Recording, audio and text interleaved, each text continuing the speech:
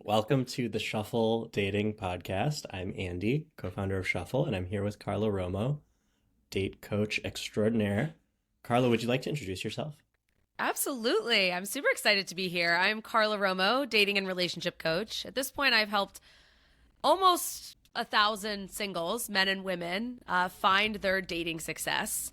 And I've been doing this for years, and I absolutely love it. Spectacular. Well, thanks so much for speaking with me. Can we maybe start with? I mean, there's so many things I want to talk about, but let me linger on you for a sec and date coaching. Like, how did you get into that? Why do people need it? What are common objections or like reasons why people don't realize they need it? Um, Andy, I get asked all the time, like, well, how does one become a dating and relationship coach? Like, what is this? Like, do you just like tell people what to put in their, dating profiles? And I'm like, yes and no. Long story short is I actually say it started like back in my childhood where I grew up with family dysfunction. I had an abusive father, and so I was very codependent. Codependency is rooted in very low self-worth. So didn't think I was lovable, didn't think I was worthy, didn't think I was enough. But of course, I didn't consciously know that. And so I would date and, have boyfriends and things like that to validate my worth that I was lovable. And I was really good at finding people who I could fix. So, if somebody had something wrong in terms of mental health or some kind of addiction or some horrible traumatic thing that happened to them in the past, I would be like, okay, I'm going to fix this person. Therefore, it will deem that I am worthy and lovable. And so, I did that over and over again, which is insanity. And it wasn't until my early 20s where I was in an abusive relationship and I just saw two paths in front of me. I was like, okay, I can either choose this path of continuing this behavior because it's very conscious to me now what is going on and I'm picking partners like this, or I can choose to love myself and create this beautiful self-love journey. So I ended that relationship. And as I say, I begun the most important relationship that I'll ever have, which is the relationship with myself. And from there, I was working in Hollywood and I was working in TV. And I was like, this career is no longer fulfilling, right? Like I had created boundaries. I really built up my self-esteem and it just the work I was doing wasn't reflective of that. And I thought, other people are really struggling in this area of dating and relationships and finding healthy partners. And so I thought, you know what? I want to help other people go through, the shit that I went through so they can have success in relationships. And that's how I started my business. And from there, I wrote a book. I was the former co-host of the Love Fix podcast. And I've got a guide out called Swipe Match Spark, the ultimate dating app guide. Thank you. And I guess, what do you think are like some of the largest benefits that being a coach provides to your clients? Oh my gosh. Okay. So I'm just going to make it like really to the point here. I have had so many clients go from being just unsuccessful with dating, right? Like they either are, don't see the red flags, or I always say paint the red flags green and go after people who are unavailable. So they're always ending up like in the cycle of relationships not working out, right? And they're single again. It's like, what are they doing wrong? All the way to clients who've just been single for a while and just don't know what to do in terms of dating, right? And from there, I help them find dating success. And that hopefully looks like, right? Because this is most of my clients' success of finding their person. And I've had clients get married. I have a client literally right now. She met her husband, her now husband, on the apps when we were working together, and now is married happily, and they're planning to have a baby. So it's like, it's really this life-changing thing because a lot of people don't think about this. The person that you are choosing, your life partner, is the biggest choice that you are making in life. I think it beats out career. I mean, you literally are talking about going through life with somebody. And there is science to back up that the person you choose can create longevity in life, right? And can help you achieve your goals and your career and all of those things. So it is probably a really, if you're struggling with dating, hiring a coach is really the next step of up leveling your dating game. Yeah, I mean, I'm a big believer in coaching. I didn't used to think too much about it. Probably 2 years ago, I was like, I'm going to take on the world all on my own. And I think having like a really effective therapist helped me see a lot of benefit, not just for like, mental health or whatever, but just general like well-being and just talking to someone. And then I guess for me also, I was playing poker for a bit, and you can see the concrete like losses accumulating, and you're like, maybe someone should help me with this. And instantly, like I became more profitable as a player. So there's I'm a big believer in coaching. So there's so many unknowns that you like don't realize, right? What you were saying about the Absolutely. red flags, painting them green. It's like that's a pattern. Someone can see that and tell you about it. 100%. And the beauty with coaching too, it's all about goals and moving yourself forward. So I don't work with people who just kind of sit there and talk about dating and the woes of it and the pitfalls of it. We sit there and maybe address some of that and those blocks. And then we're like, all right, let's get you in a relationship. Let's move you forward. Yeah. Um, I want to talk about your project, but maybe let me run through a couple things I had noted down first because I feel like I could, oh man, so interesting. Um, can we talk about Shuffle for a sec? So I guess we are a speed dating company, right? We run these events. People meet each other for like 10 minutes each, and then I guess from your perspective, how would you advise someone to kind of treat Shuffle as part of their ecosystem of dating and like expectation setting going into such an event? So I always use a pie analogy. You don't want to put all your eggs in one basket, right? If you were to eat an entire pie, and I love blueberry pie that my grandfather makes, I'm not actually a big pie eater unless it comes down to his blueberry pie, but you want to diversify, right? Like if I were to eat an entire blueberry pie, I would have a stomach ache. So if I'm just putting everything into Shuffle or everything into dating apps, I'm not going to feel great, right? It's dating burnout. So the idea is to create bite-sized pieces, right? You want to create slices in your life. So one of the slices is Shuffle, right?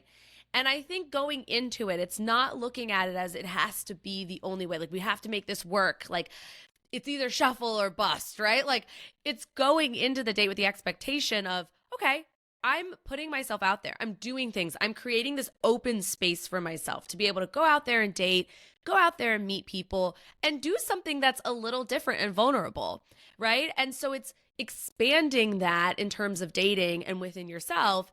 And I also think something like Shuffle is such a great confidence booster because you're not just going on a date with one person, right? You have the apps, you go on one date with one person, and then it might be a week or a couple weeks before the next date. With Shuffle, it's really cool because you actually get to go on multiple dates in a very short amount of time, right? But you get to have a little bit of quality and talk with people and get to know them. And so I think it's a really good way to kind of get out there and be confident, but also obviously with meeting somebody. Yeah, I never really thought about it until you just said all your eggs in one basket. I do feel like a lot of our customers actually kind of say, "I'm so sick of the apps. I'm never using them again."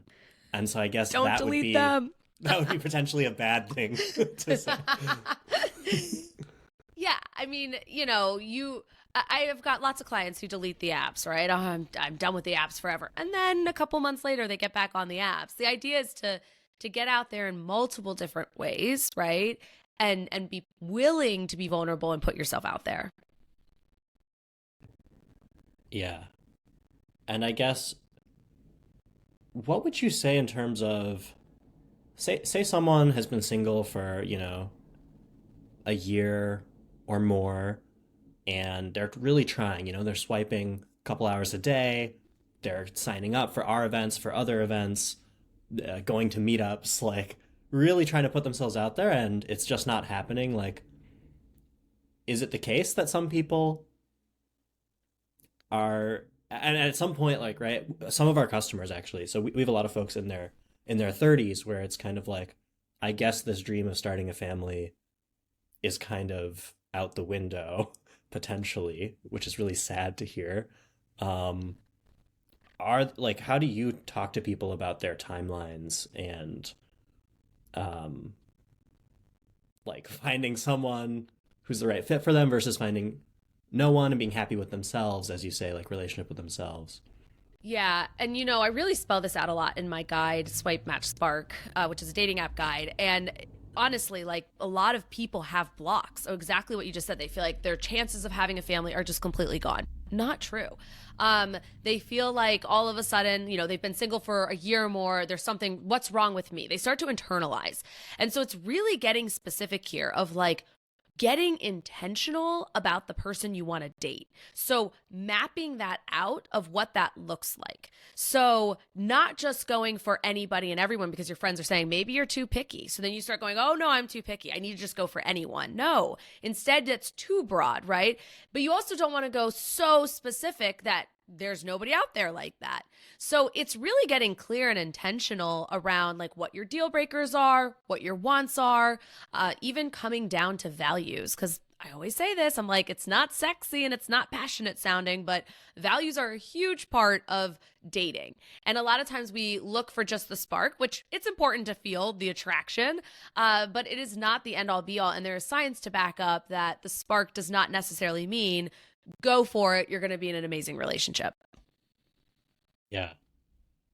And how long do you think, I mean, you're saying like map out your person, get in touch with your values. I feel like that's a multi-year journey for people starting when they're like 18 until whatever. Like this could be decades. So I'm curious, and I love how hopeful your message is. Like you basically, it sounds like you kind of think, you know, there's there's a solution for everyone starting with Oh, where they're at. 110%. I would not be a dating coach if I didn't believe that there was a solution. I was literally just on a client call and she's about to be 35 and she was talking about how she's, been single and she's been dating and working on herself. And she was saying that she's been feeling like really down because she was just gone on a couple dates with somebody and it didn't work out. And she's worried about the timeline, right? She's like, oh, I know I have time to have kids, but if I want to be with somebody, and not jump into kids right away, like the timeline and it's scary and whatever. And I actually just looked at her point blank and I said, look, there is no doubt in my mind, like you are doing everything to meet somebody. If she was just sitting on her couch and doing nothing and just hoping that the matches land in front of her and that it's all going to work out and that she's going to run into somebody in the grocery store, which could happen, right? But you got to be intentional. And so when people are actively working toward it, I mean, like I said, I've worked close with over 1,000 singles one-on-one. Like when you have intentional dating and you have a process behind it, people meet people, right? And I think a lot of times it's getting caught up in our own self-esteem because love has no age limit. I mean, my grandfather remarried, his now wife when he was, I think, like 82 or something, or 80, or, whatever. And, they ended up like reconnecting because they went to like middle school together or something. And then they ended up reconnecting, way later in life. And it just goes to show that like love has no age limit. Like you can fall in love at any time, but I think it's about finding somebody who intentionally wants the same type of life that you want and lifestyle and goals. Wow. Congrats to your grandpa. That's Yeah, amazing. Papa's awesome. I keep talking about him, his pies and his relationship. He's amazing. Yeah. This example you said of someone sitting on their couch, just kind of waiting for things to fall into their lap. I think that could also describe myself a few years ago, just using like, Tinder or Hinge or whatever, sitting on my couch and going to the grocery store, and that feels like incomplete somehow. So I guess how would you like proportion effort that goes into apps on your couch versus like other things, or is that different for everyone? So I wrote this in my book, Contagious Love, Break Free from Codependency for Damn Good, that you need to get a life. And I mean this in like, a humorous way. I'm not sitting here being an asshole saying like, oh yeah, you got to get a life. But you got to get a life. So it's creating hobbies. It's creating interests that you are a whole person. You are not sitting back and just waiting for somebody. So many people just sit there and wait for somebody. Oh, I'm not going to go move. I'm not going to go travel. I'm not going to go buy this house. Like, I'm just going to sit here and wait until I find the person to do it with. Right. And so it's really about how do you live your life and then creating opportunity within living your life that you make space for dating. Right. So it's if you are going to, join a hobby because you want to make more friends or branch out, join a co-ed hobby.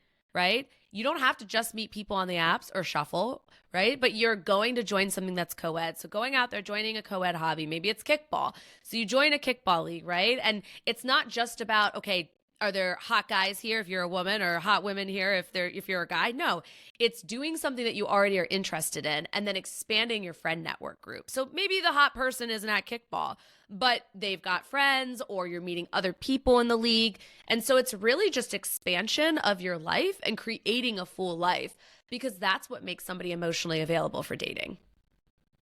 So, do you want to talk about your project? Yeah, so I've got Swipe Match Spark, the ultimate dating guide by Carla Romo. That's me. And I absolutely like it's. I'm so excited about it.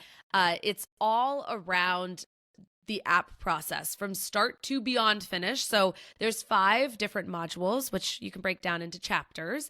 It's a digital guide, and it's all the way from addressing the promises and pitfalls of apps, all the way to conversations and how to get those moving and how to get a date, right?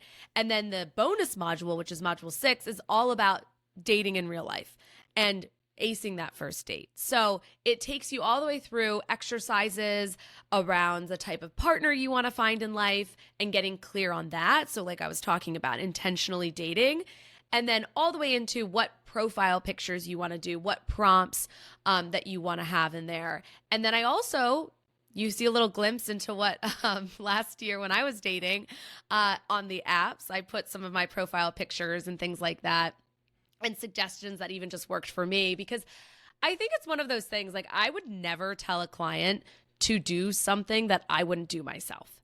And a lot of people give great advice around dating, but not everybody's in the trenches. And I have been in those trenches, It's actually how I met my now boyfriend on the dating apps. So I firmly believe in everything. It's been beta tested, from my clients and myself. So I know that everything in there is exactly what you can find with dating success. And, it's very simple. It's straightforward, and it's customizable. So make the apps work for you. Don't work around the apps. That's what I always say. Okay, a few follow-up questions. One quickie, what does this cost? Am I paying you to download this? Yes, it is the investment, as I like to say, that ends up in cuddles and not eye rolls. Uh, so it is $39.97. And you can go to my website, which is carlaromo.com, and get the guide. Cool. And that includes the bonus section. That includes the bonus. It includes profile picture, like templates. It includes all the exercises and creating the intentional person that you want to date and meet. It also includes different prompts and conversations, everything in regards to dating apps. And how long is this roughly? It's like a PDF of like 150 pages. So I would say that it's a guide. So I don't know exactly how many pages, but each module think of as like a chapter.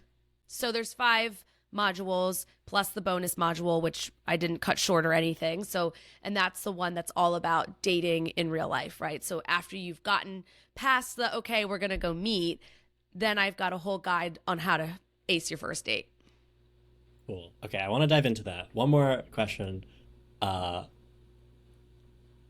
do you get the objection at times where people say, but Carla, you're just beautiful and have a symmetric face, and like, how much does your situation really apply to me? I've actually never been told that. But I will say this, is that I have not had it easy when it comes to relationships. So people could look at me and say, oh, okay, but you're a coach, right? You know everything. Or like you just said, somebody might look at me and be like, oh, well, okay, like she's got a certain look. Why wouldn't she be able to meet somebody? However, it's not like I have just been able to like jump into dating and been like, oh, this is super easy and it worked for me. It's going to work for you. No, I actually am really open about this. In 2022, I was engaged and I saw some pretty major red flags, which I believe to be. And it was the first time I was ever seeing these red flags. And I was like, whoa, like this is not what I want. These are, absolute deal breakers for me of moving forward and getting married to somebody like this. So I actually ended that engagement. And so I don't really think at the end of the day, you can't say like, oh, it comes down to looks and those types of things. There's no guarantee in life, right? Like we can date and we can show up and we can be our best self in relationships, but there's no guarantee in terms of outcome. However, there is a way to do it where you're intentional, you're emotionally available, which I did a lot of healing around that. And I like to say I lived my best single life. I embraced being single. I had no fears about my worth around it. I had done a lot of work. In 2015, I broke free from codependency. So I wasn't in codependent relationships. My worth of a relationship didn't rely around am I single or not. And so, I traveled the world. I bought my first condo. I moved cities. I did all these things for myself while I was single. And when I was ready to date, I was extremely intentional. And because I knew it worked for my clients with the apps, I was like, all right, I'm going to take the same stuff and apply it to myself. And that's how I'm in the relationship I am today. I'm curious if you have any tips, tricks, or tactics that are kind of favorites of yours for how to have a good conversation. So even if someone is like good in every other dimension, the chemistry doesn't necessarily flow in that first 10 minutes, and that sets everything up for failure. So, all right, here's a couple thoughts in regards to conversations. A lot of people don't want awkward silences, or they feel like they need to keep asking the questions because they're nervous. One of the biggest tips I can give is to just let the awkward silence happen. Can the other person pick up the conversation? I actually break this down in the dating app guide as well, where it's not just you who needs to be having the conversation, right? Like you also need to be on a date with somebody who's going to ask you questions and talk with you. And so sometimes we don't even realize consciously that we're like doing it. We're asking all these questions and trying to fill the space. And so really giving yourself just a pause and just, all right, I'm just going to sit here for a second. Let the awkwardness happen. Give the other person the opportunity to try to pick up the conversation. That is a great point. So I'm hearing that, hey, if you think the other person's not having a good conversation, maybe you should look in the mirror and say, let me stop dominating and let them take a stand. And if it's awkward silences, then let them be in the awkward silence, and there's your answer, right? Like that person's not the right match.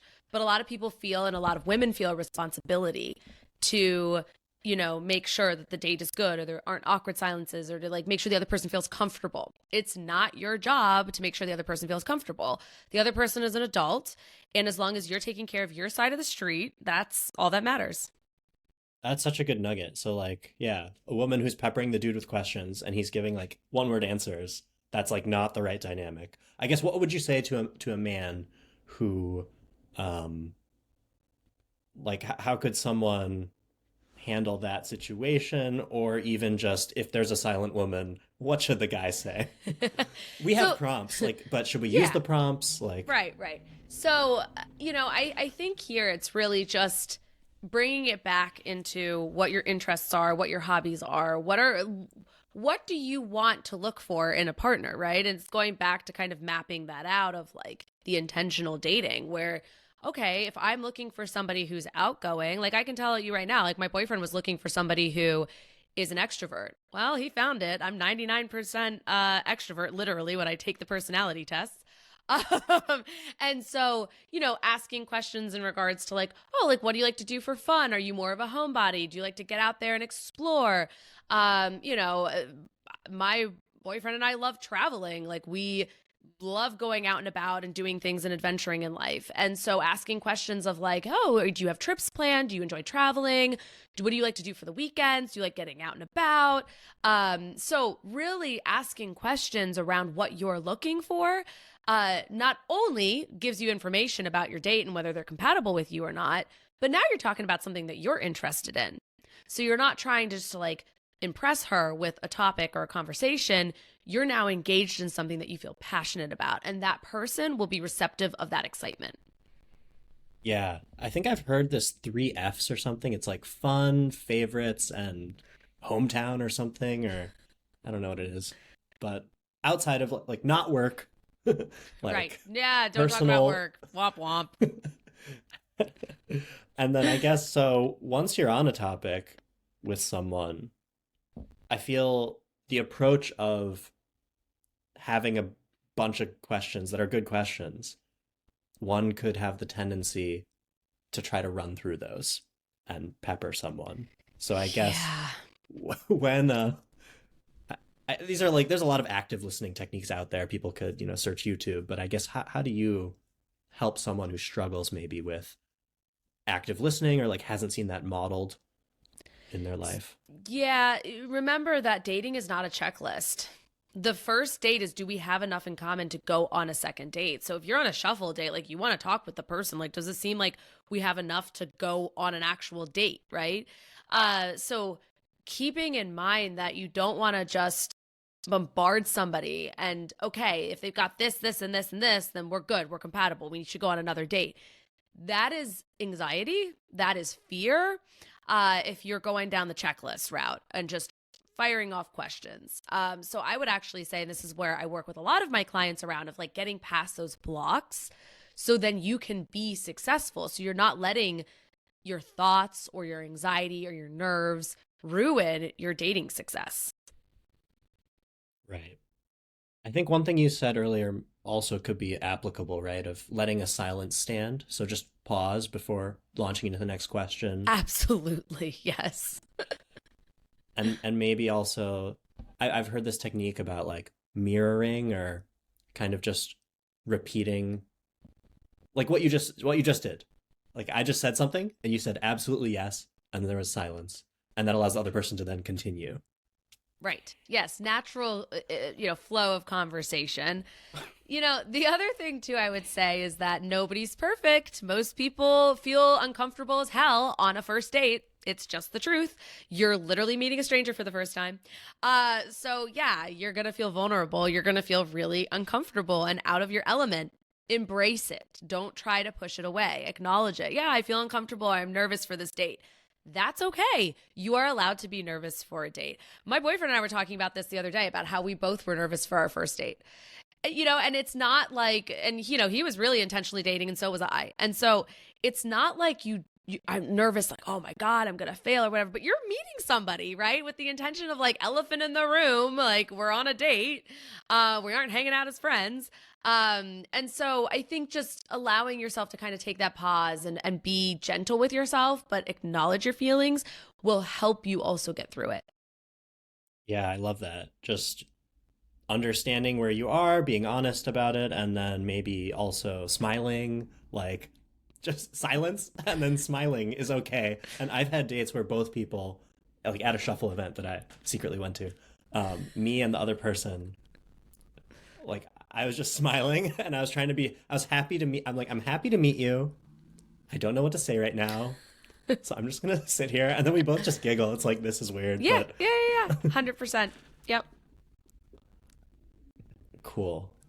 Uh, I feel like we're kind of running out of time. Is there anything else that you would like to cover at the moment or that we missed? No, I mean, we covered a lot, but I will say this as well that, don't be so hard on yourself. Don't beat yourself up, right? We are our own worst critics. So whether you've been in those unhealthy relationships and you're trying to get back out there and you're like, oh, this always happens to me, or you're fearful of putting your foot back into the dating world because you were burned, right? Or on the apps or by somebody you went on a couple dates with. It's like, I always say, just get back up on the horse and keep going, you are your own success, and don't let the fear of dating or even the fear of meeting somebody hold you back from something beautiful, which is human connection and love. Wow, lovely. That's a great ending note. Thank you, Carla. Do you want to tell people where they can best find you, hire Yeah, you, get your guide? absolutely. So you can get the guide, Swipe, Match, Spark, the ultimate dating app guide, on my website, which is Carla with a C, carlaromo.com. And then you can also find me on TikTok or Instagram at I am Carla Romo.